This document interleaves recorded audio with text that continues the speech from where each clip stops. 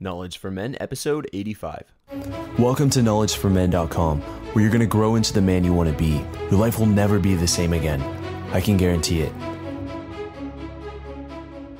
Hey guys, one of the questions I've been getting a lot lately is, can you put together a list of the best books and success quotes from all of your guests and combine that into one guide?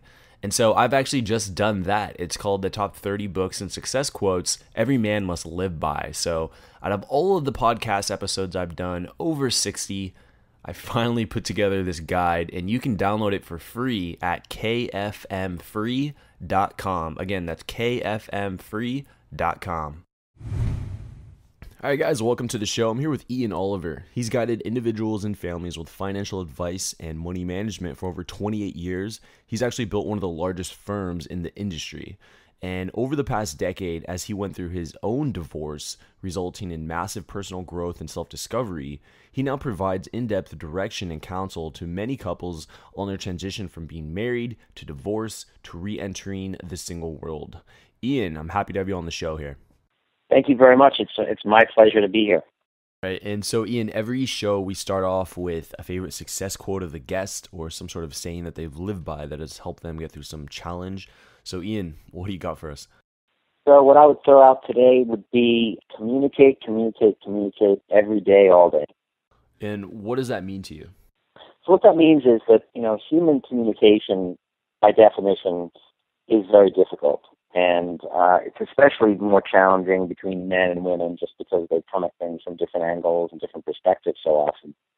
So I really believe that in order to optimize communication and therefore optimize a relationship, you have to really dedicate yourself to trying to communicate on a daily basis. Because by not doing that, days slip by, time goes by, and miscommunications occur. And I found that those simple miscommunications are often the beginning root of many of the major problems in relationships.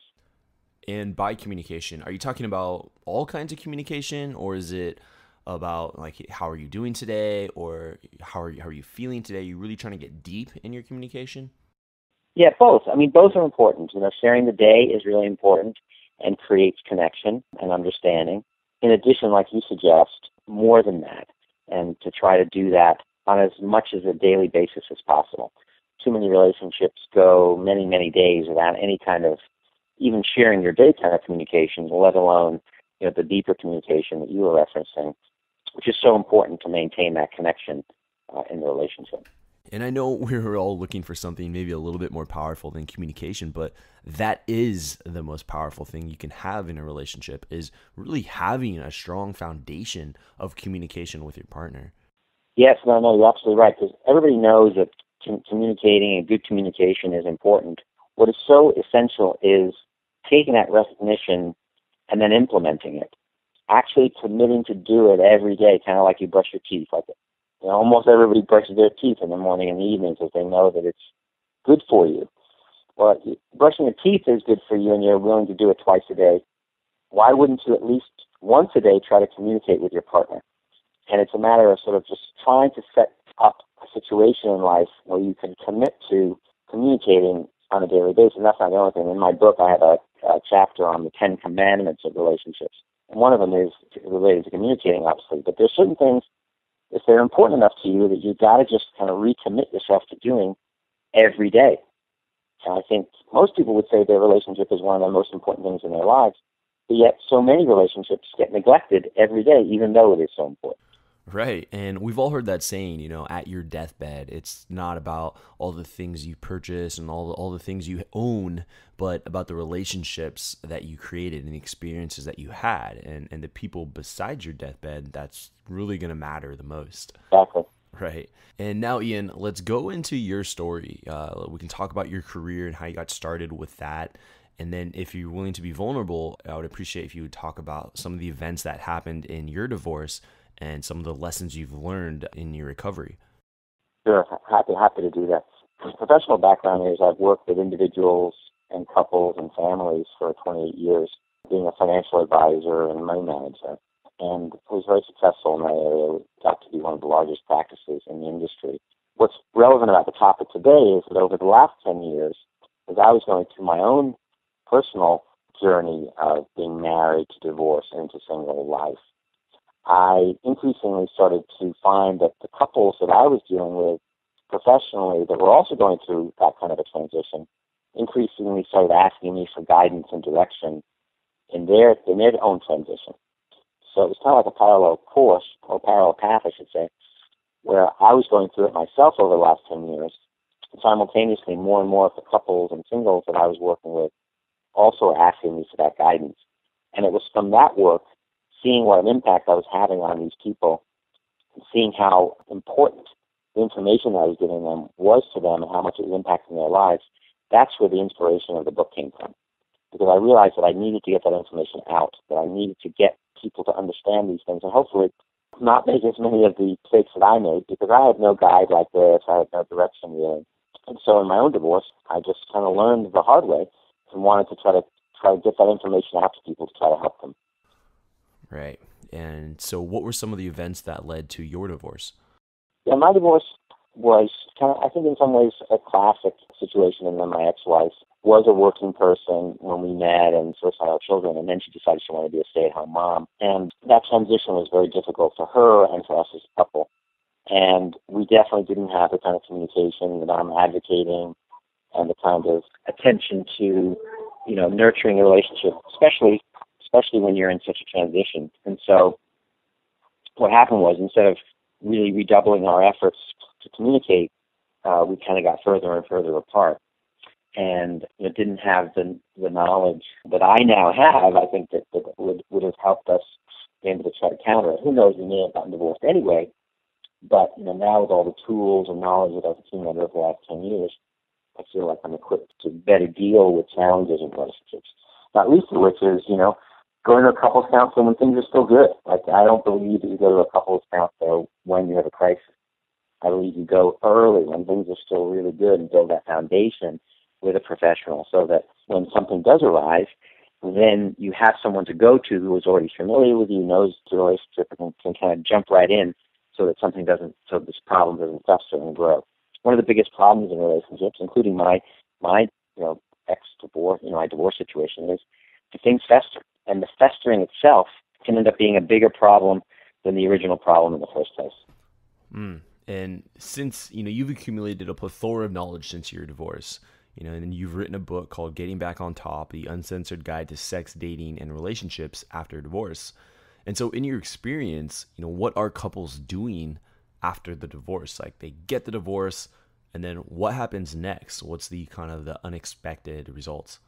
Yeah, what happens is typically, and of course every situation is different, but very commonplace is for both men and women to underestimate the emotional trauma and the difficulty of being in a early post-divorce mode. And so some of them will rush out and start dating, very aggressively right off the bat, which is, a big mistake. Doesn't give you the time and the space to really do the self-discovery and learning and personal development that you need to do to understand the divorce and then be in a healthier dating and relationship posture later on. Some people will have sex too quickly, too early, it serves kind of as a narcotic, for the difficulty and the pain. And, sometimes that's not the optimal action items to be taking. In my opinion, seeking a life coach or a psychiatrist or psychologist and really understanding kind of what happened with divorce, what your part in it was, what you could have done better. I think those are really the most important activities. And, launching yourself into dating, relationships, sexual activities too soon after the divorce or after the separation can really take away from the focus and the energy that you need to do to really, really develop yourself and make yourself able to be a better partner in whatever kind of relationship you might want in the future. And I've noticed you talk a lot about self-discovery and personal growth after a divorce. So what were some of the things that you've learned about yourself since the divorce? Well, so many things, some of which I already mentioned, but really being committed to day-to-day communication in all my relationships, not just romantic relationships. Understanding that timing, like picking the right time to talk to a person in a relationship is as important as the content of the discussion. Really understanding yourself about what you want in a partner. I think that's one of the biggest things that very young people sometimes don't take the time to understand, like, what is it that I want? What is it that each person wants in a relationship in terms of their characteristics, whether they have kids, what their interests are, what their personality is like, what their intellect is like to really understand what you want. I think that's something I've been able to really work on, to understand what I want in a partner, and really try to be honest with yourself when you meet people, to understand what things might be deal breakers. If you don't want to waste their time, you don't want to waste your time. So the better you're able to understand what you want, the better you're able to be more efficient, if you will, and more productive in your dating life. Those are just a few. I could go on probably for hours on that one. Yeah, we can do an entire season on what you've learned since then. Yeah, we could. I mean, each of these questions, each of these topics, you could really write a book on each one. And now, you're coming from the financial background in your professional life. Now, what are some of the things guys should be, wary of the divorce and their finances? And even talking about the prenup, is this an effective agreement? Yeah, it's obviously a very complicated and important part of the divorce equation, unfortunately. Well, a couple of things. A prenup can work. It's not inviolate. It's not something that is rock solid, but it can work. Very often in marriages, people don't want to be starting a marriage with a prenup, but if both parties are Yeah. right, but if both parties are comfortable with it, it can help protect assets. It's not. I've seen pretty strong prenups be violated or disputed and then won. That's only one part of the equation. But once you decide to get divorced, you want to make sure that you know where all the accounts are. You want to know who the accountants are. These are pretty basic things, but you want to know where all the assets are, so that when it comes time to splitting them, it's easier to be done that way. And then the other thing, of course, is the selection of the attorneys is a very big impact on the ultimate financial resolution, because most divorces end up spending a hugely unnecessary amount of money on lawyers and just depleting a lot of the assets that are there for the couple or for the kids if they're there. So there's one thing I would just implore people to do, is to try to minimize the lawyer's involvement and minimize the antagonistic, adversarial nature of it, and try to minimize those attorney fees, because they end up being just huge relative to the assets involved. And any advice for guys who have children and they're going through a divorce? Yeah, they're obviously the innocent victims often in this thing. So the one thing I will say for sure to all your viewers out there is that kids are a lot more resilient than we think. The key is to reassure them that they're still a family, and that the mom and the dad still love them, and hopefully their day-to-day lives won't be too disruptive. I think it's very, very important in the post-divorce situation, for their children to have their own bedroom at the dad's place, just as they do at the mom's place, and have their own space. I think that's very, very important. Hopefully it can be as close as possible to the original home, so there's not too much distance. And then one of the things that's so hard in divorce is try to not to cut your nose to spite your face, so to speak. In other words, do something maybe not in the best interest of the kids, just to lash out at the ex, or vice versa. It happens so much. But the thing is just try to rise above it, try to protect the kids as much as possible by keeping it as cooperative and cordial as possible. It's very, very, very hard to do, but at all costs, we want to keep the kids out of the conflict as much as possible and shelter them from those resentments and anger that so many divorces feel. Yeah, it's always going to be tough on the kids. Experience that. It's always tough. But the hardest thing is the hardest thing for kids is the ongoing fighting, and some parents undermine the other parent to the kids. That's like one of the worst things that can be done, because all it does is cause stress, because the kids love both their mom and their dad, and if one of the parents is saying bad things to the kids about the other parent, all it does is hurt the kids. And unfortunately, some parents are so caught up in themselves and emotionally having a tough time that they do that. And that's one thing I would just strongly, strongly advise not to do at all costs. Do not undermine the other parent. You might be feeling it yourself, but don't drag the kids into it. Keep the kids out of that, because it's very hard. And another point on there is it can be challenging for the kids when the parents start dating real quickly and they see another man or another woman in the house they grew up in.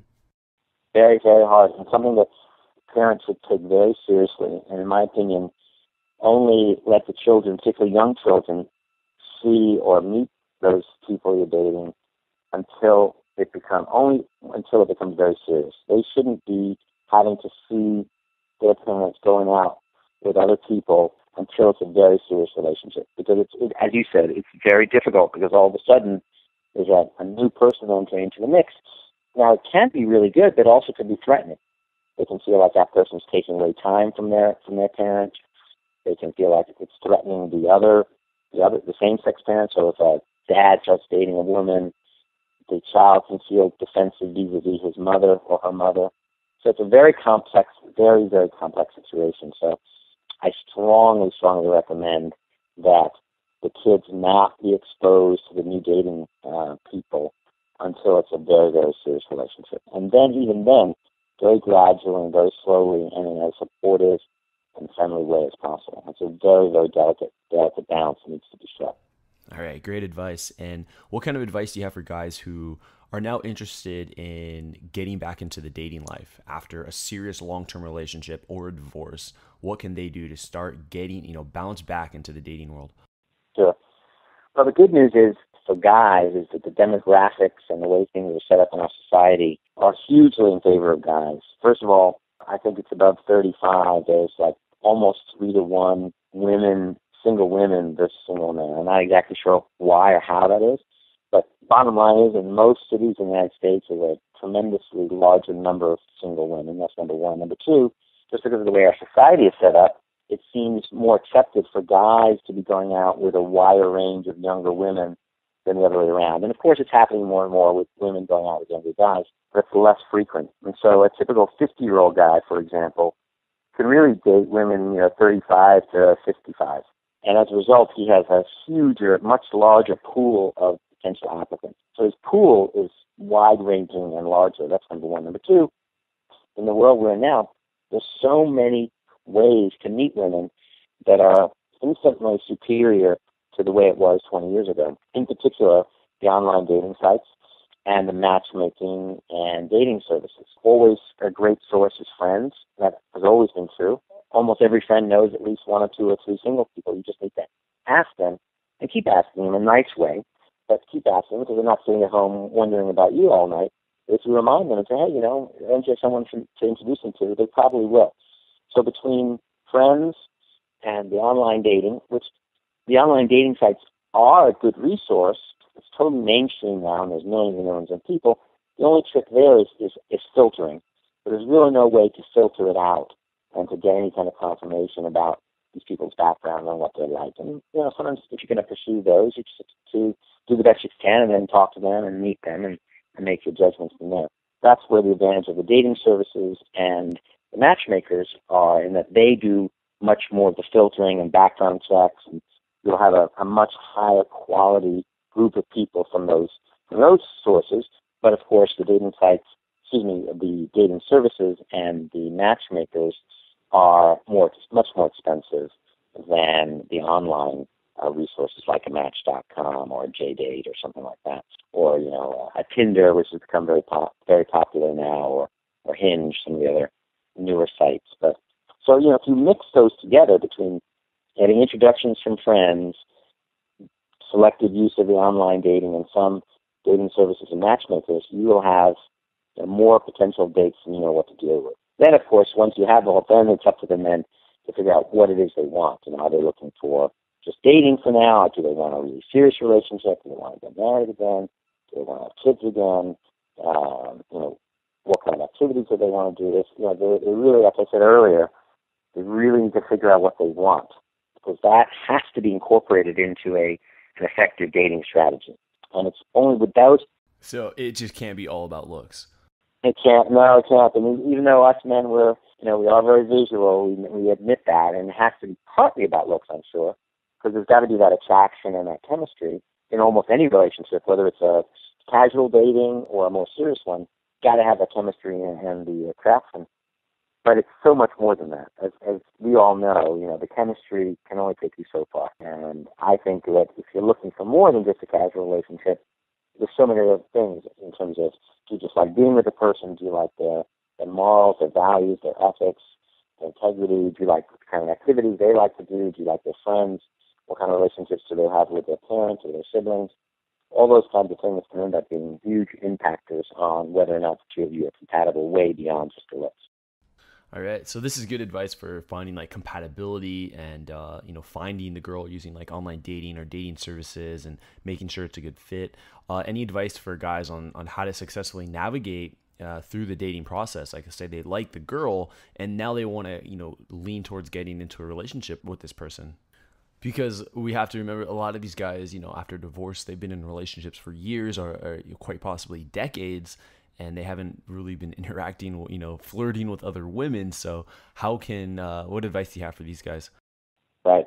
Sort of kind of like the first few dates kind of strategies. I think being a gentleman is a hugely important thing that a lot of guys underestimate. 99% of women love it when you open the car door, love it if the second or third day you pick them up and drop them off after the date. Sure. Stand up at the table. I'm still a little bit old school. I still think it's nice for the first couple of dates for the guy to treat. I think that's one thing for a man to be very gentlemanly. I think is very attractive to women.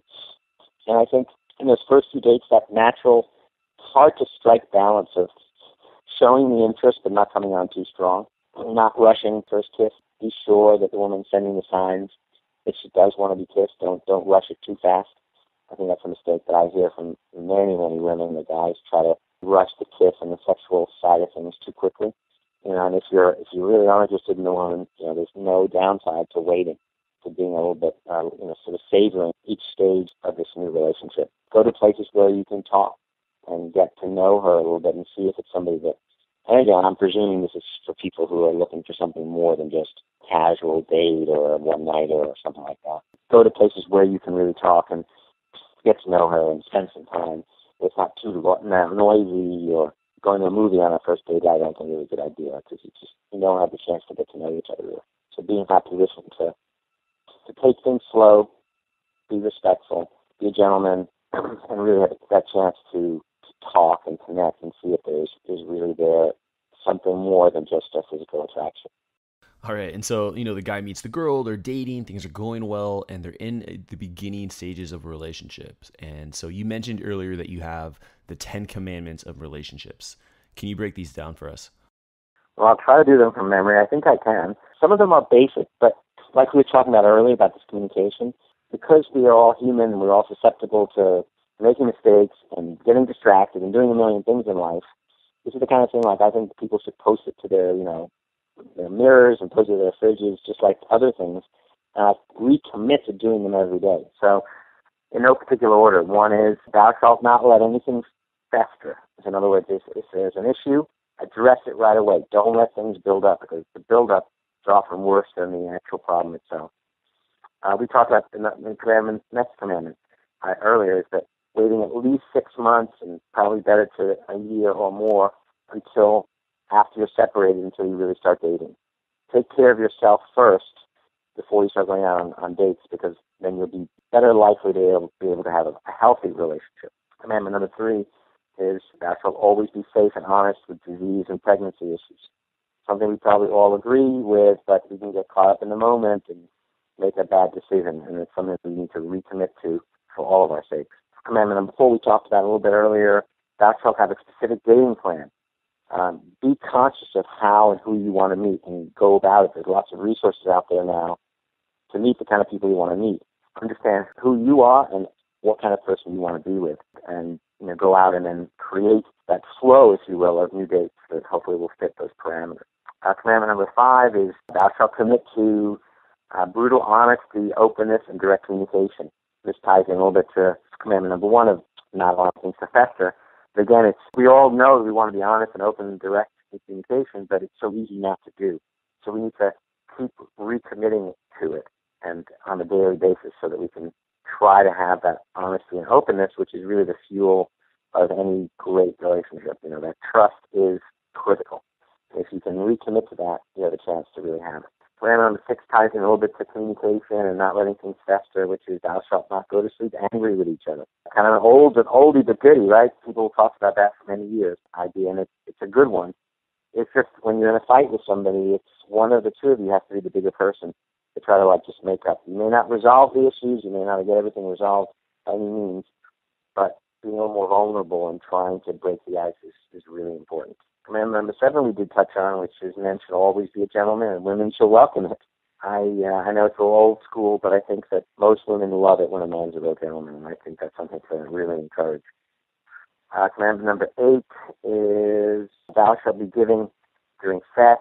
Again, it's something that I think is probably everyone understands the importance of it, but I've heard way, way too much in my research that men in particular have a tendency to be a little bit more self-focused, let's just say.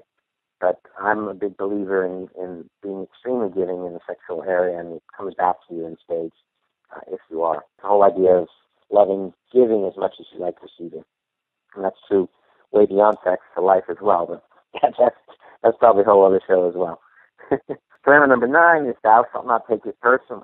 Shall not take it personal if you fall asleep after sex. A little bit more lighthearted one, but for a very commonplace situation, and hormonally driven. You know, there's hormones that are released in a man, especially that cause him to fall asleep often after sex. So I want to give him a little bit of a break on that one. And then last but not least, thou shalt not fake orgasms. More applicable, of course, to women than to men. So surprisingly, in all my research, men do it as well, amazingly enough. But it's bad in any case. I guess the only time you can ever justify it is maybe a one-nighter and the sex just isn't good, and the pressure to have orgasms on the woman is such that she just wants to get it over with. But in general, obviously, by definition, it's sort of a violation of being honest and open and communicating if, for whatever reason, people feel like they have to fake orgasms. And I found it so commonplace that I felt like it needed to be put into a commandment. So there you go. There's your 10. I remember them all. Yeah, I'm surprised. That's good. It's good stuff. And so these 10 commandments, if followed correctly, could actually prevent a divorce from happening. Oh, absolutely. These are all kind of absolute, whether you're in a relationship, not in a relationship, married, divorced, whatever. They're really all geared towards optimizing a relationship. And in fact, in my prologue in my book is all about whether or not you want to get divorced, making that divorce decision, trying to salvage it. Because I'm a huge believer that if you're in a serious relationship or in a marriage, the first thing you have to try to do is try to salvage it. Try to see if it can be regained, if you can get back to having a great relationship again. Because most of these relationships started out great. So what is it that caused them to unwind or deteriorate? So the first step, I think, is trying to salvage your existing relationship. And only if you can't, then do you want to try to go through a cordial divorce and into a singles life, which can be very enjoyable and very provide a lot of contentment and satisfaction. Yeah, you bring up a good point about the salvaging the relationship. Any advice for guys who have gone through a divorce or a major breakup in a serious relationship and they want to get back with their former partner? They want to get back into that relationship. It definitely happens. Well, the thing to do is just like with any relationship that you're either starting or restarting, is to just go out and see if you guys enjoy each other's company again. And I would say if the other party, if she's responsive to that, at some point really get into why you guys got divorced in the first place. What was it that you guys couldn't resolve or couldn't handle that got you both to the point where you wanted to get divorced? Because as you can imagine, people who've already been divorced once have a very high rate of failure when they try to get back together. A lot of people try to get back together, but the failure rate is very high. So I think it's something to be careful of. But if you feel compelled and you feel like you made a mistake and you want to try to get back together with that person, by all means, I think it's worth trying. But then you really got to address, why is it that you got divorced? And I would suggest doing it with a couples counseling. Couples counseling can be very, very helpful with two parties that are really trying to make something work out. So you recommend getting professional help in this case? Yes, I'm a huge believer in it. I think that life coaches, psychiatrists, psychologists, and couples counselors could be incredibly helpful. You have to pick the right ones that fit with you, just like dating. You have to pick one that works for you. If you can get the right fit, they can be extraordinarily helpful. No doubt. I'm 100% convinced of that. I've seen too many examples of where they can make a big difference. Right, and now let's jump into the knowledge round, Ian, where we go into a rapid-fire sequence of questions here. So are you ready for the knowledge round? I am ready for the knowledge round. Bring it on. Do you ever have so many books to read that you end up not reading at all? You have so many books in your library, on your list of books that you want to read, but you don't know which books to tackle first? I know in all of my episodes, I ask guests, what are your favorite books? What are your most influential books? And they always list 3 or 4. And I always ask guests for their favorite success quote. I find that quotes can be so powerful sometimes, yet there's so many available. So what I've done is I put together a list of the top 30 books and top 30 success quotes that I think every man must live by. And these are directly from guests on the Knowledge for Men podcast. And as you know, some of the guests on my show sold their companies for millions of dollars. They're running billion-dollar organizations. They're dating coaches. They're health coaches. They're entrepreneurs. They're celebrities on TV. They're mixed martial artists. Just this wide variety of great minds. And I put together a list of the top 30 books and top 30 success quotes that every man must live by. You can download this guide for free at kfmfree.com. Again, that's kfmfree.com. Welcome to the Knowledge Round, where the guests will be asked rapid-fire questions to give the audience invaluable pieces of wisdom to help transform their lives. Starting in 3, 2, 1, showtime. All right, Ian, and what one piece of advice would you give to someone who just got a divorce today or just went through a major breakup today? They just got it today. Don't date for at least 6 months. Work on yourself. All right, very simple. And Ian, what was holding you back from becoming the man you are now today? Well, in the past, it was just that knowledge and experience that you can only get through either therapy or reading a book such as mine, or actually just going through the mistakes and learning. Seek help. That's the key. Whether it be a book like mine, professionals, couples counselors, they will help you be the best you can be. Good. And can you name a person who's had an impact on your life, maybe a mentor? What did he or she tell you that really had an impactful moment for you? Yes, well, there's no doubt about it that I haven't had a life coach and a psychiatrist. They had tremendous help. The best thing they ever told me was, wait at least 6 months to a year before dating, and to seek help from them and other professionals as you start getting into the dating world, because it's particularly somebody who's been married for 15 or 20 years. They haven't dated in that long, presumably, God help, right? But they're totally inexperienced, and it's just like anything else in life. The more you do it, the better you get at it. And so you just got to go out there and date and learn and get better at dating and learning, and by that you'll get better at finding the right kind of partner. All right, and Ian, what are your 3 most influential books, and if you can explain why? Okay, great. Well, I'll throw out a few that are relative to relationships and so forth, because those are the ones that have had tremendous impact on me.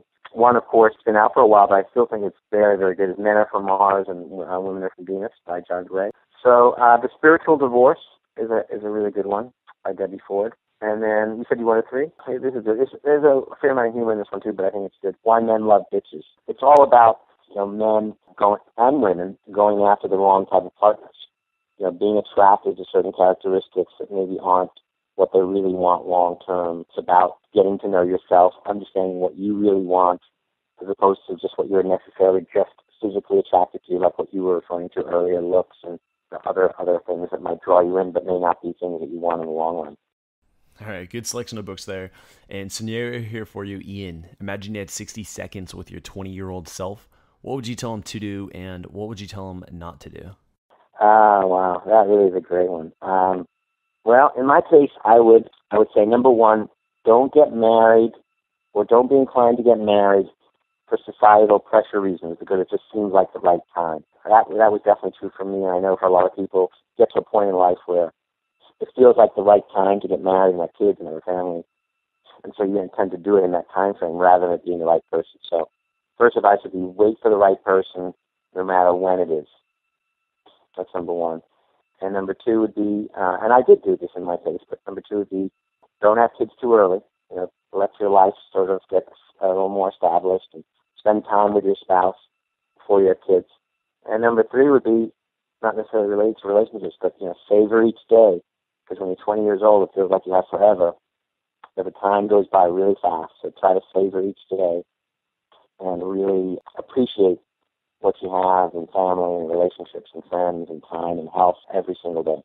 And did you get to the things that you wouldn't do, the things that you would not do? Oh yeah, not to do. Well, some of them are don't rush into serious relationships. Don't have kids too early. Don't ignore advice from those who love you the most. So your siblings, your parents, they can have some very important insight. Don't ignore their advice. All right, really good points there. And just kind of reflecting back on your life, you've had a really successful career in the financial services industry. You've overcome some of the hardships of divorce. You've written books, and you've helped countless amounts of people and couples. So, just what's your philosophy on life and success? Great question. Also, well, first of all, every overnight success takes 20 or 30 years, almost without exception. And so there's no substitute for hard work and dedication and persistence. And that applies to careers as well as relationships. No great relationship occurred overnight. A great relationship has great chemistry and great attraction, which happens almost instantly. But then it becomes a great relationship and stays a great relationship by the work and dedication and commitment on the part of people involved. So no substitute for hard work, dedication, and long-term perspective. Apply what you want to have happen every day, and if you do that every day, eventually it'll happen. It's not in a straight line, because there's a lot of other things that get in the way. But remember that life is a marathon, not a sprint, and keep in mind the things that you're trying to achieve every day. Recognizing it's not going to happen overnight. If you apply it every day, step by step, you will get there. And I think that's kind of the most important thing philosophically that I have, which is just stay the course. And keep reevaluating. Not stay the course blindly, but stay the course from a long-term marathon point of view, but make sure that what you're striving for is still what you want over time, because things do change. So keep learning about yourself, keep reevaluating yourself, understand what it is that you want to try to achieve, and then apply that on a day-to-day basis. The other thing is, like you said earlier, keep in mind that friends, family, children, those relationships are arguably the most important things in life, and make sure not to neglect them. To keep in mind that relationships are nurtured through spending time, and spend time with the people that you really care the most about. You always see in the typical movies, right? Like, the husband's working so hard that he ends up neglecting the wife and the kids. Well, to some degree, that's inevitable for some period of time, but if you end up doing that for your whole life, like you said, at the end of life, that may not be the kind of situation you want. So if your wife and your children, your friends and your family are the most important things to you in your life, make sure you make the time for them. Make sure that your things that are most important to you are matching up with what you're spending time on. Wow, this was beautifully said. Well done there. Thank you. I like how you said, apply what you learn each day. It's so easy to get lost in learning new things and thinking that you're progressing, but really you're standing in the same place and there's no progress has been made. No, I was going to say, it's such a great point. And I know I've been guilty of that much of my life. It's part of the learning that I've done over the past 10 years. And that's why I have these 10 commandments and encourage my readers or people I talk to to put them up on your mirror where you brush your teeth every day, or put them on the fridge. I have reminders in my phone, reminders to do certain things. Like when I'm in a relationship, I have a reminder to make sure that at least once or twice a week I sit down with my partner and really talk about stuff like what's bugging you, what are we not talking about. I can really try to force the conversations that all of us are hesitant to have, those difficult conversations, addressing those tough issues. If you don't have that day-to-day sort of adherence that we were just talking about, it's just not going to happen. Some of these conversations are hard to have anyway. We all have crazy lives. We've got jobs and money and travel and parents and all these other things that distract us in life. And what ends up happening is you end up neglecting your primary relationship, and you start moving apart. You move apart because you're not communicating. It's kind of like one of the things I didn't mention that may be worth mentioning is, if you talk to like a typical married couple and you ask them how often they get together, like at date nights, those that actually do have any date nights, and many don't, will proudly say, yeah, we had one date night a week. And that's great, but it's not nearly enough. But if you think about a brand new relationship, when you first started dating and things were starting to really heat up, you would get together 3, 4, 5, 6 times a week. Because that's what it takes to really build up a relationship. Well, many people don't realize that it takes at least 2 or 3 nights a week together, for an hour or two at least, to maintain a relationship. You can't maintain a relationship on one date night a week. it's not possible. It's not enough time to sustain and nurture a complex relationship. And so you may not be able to go out like to dinner or whatever it is, but what I advocate is that at least 3 or 4 times a week, you talk to each other. Sit down for half an hour and really talk. Not just distracted, hi, how was your day? Fine, dear, how was yours? But really sit down, uninterrupted, focusing just on each other for half an hour or an hour, 3 or 4 times a week, in addition to whatever date nights you can do. And if you really think about it, in terms of the amount of time that really is, it's nothing, right? He's talking about 3 hours or 4 hours a week, plus 1 date night, maybe it's 6 hours a week. It's nothing, right? Relative to all the other things that you're doing and wasting time in doing, it's nothing to try to nurture and preserve arguably the most important relationship in your life. And yet, so many married couples don't even do that bare minimum. How could they expect anything but the kind of outcomes we see, which is over 50% divorced and over 50% of ones that are still married unhappy in those marriages? It's very simple. It's like not watering a plant. Ian, that was really powerful. You probably just saved a few hundred relationships right now just by the thousands of people who are listening to this. Well, if that's true, I would really, really be happy. That's the reason I wrote this book. I didn't mention I wrote this book to help people. That's the only motivation. I'm donating 100% of all the profits to charity. This is all about getting the word out there so that I can help some people. That's what I really, really hope. So I'm delighted that these words, and hopefully it will get out to your viewers and your readers, and maybe someone will pick up the book and all those kinds of things, because I really know that the content of the book will help a lot of people. It's just a matter of getting it out there. Absolutely. And for all the listeners, you can go to Amazon.com and pick up Ian's book called Getting Back on Top, The Uncensored Guide to Sex, Dating, and Relationships After Divorce. We've only touched on a few of the main points. There's still a ton of content that we haven't covered. So thank you very much. And if they want to go to the website, it's secondchanceatromance.com, second being the number 2, and the secondchanceatromance.com. And then there's a link to the book, and they could ask me questions and things like that too. Great. And so what's next for you? What's exciting you today, Ian? Well, thank you so much. Well, it's really the book and helping people and getting out there and talking to people. And we're having a bunch of seminars and Q&A sessions and some book signings once the printed version comes out. But we just launched the book a week ago, actually today. So that's kind of the next thing really is getting the book out there, getting hopefully people talking about it and seeing where it goes from there. I'm planning on writing a follow-up book. As you point out, there's so much content in each chapter that I wrote is a book in and of itself. So in the discussions and interactions after the book's been launched, I probably want to see, what additional things people want the most, and then I'm probably going to write a follow-up book.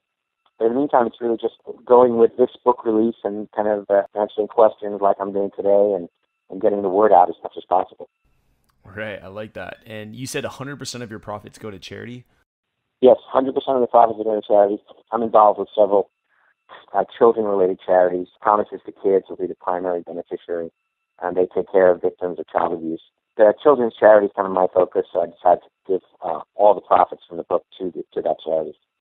All right, Ian, thank you so much for giving me your time and sharing your story and life lessons and being vulnerable with my community here today. I thank you for that.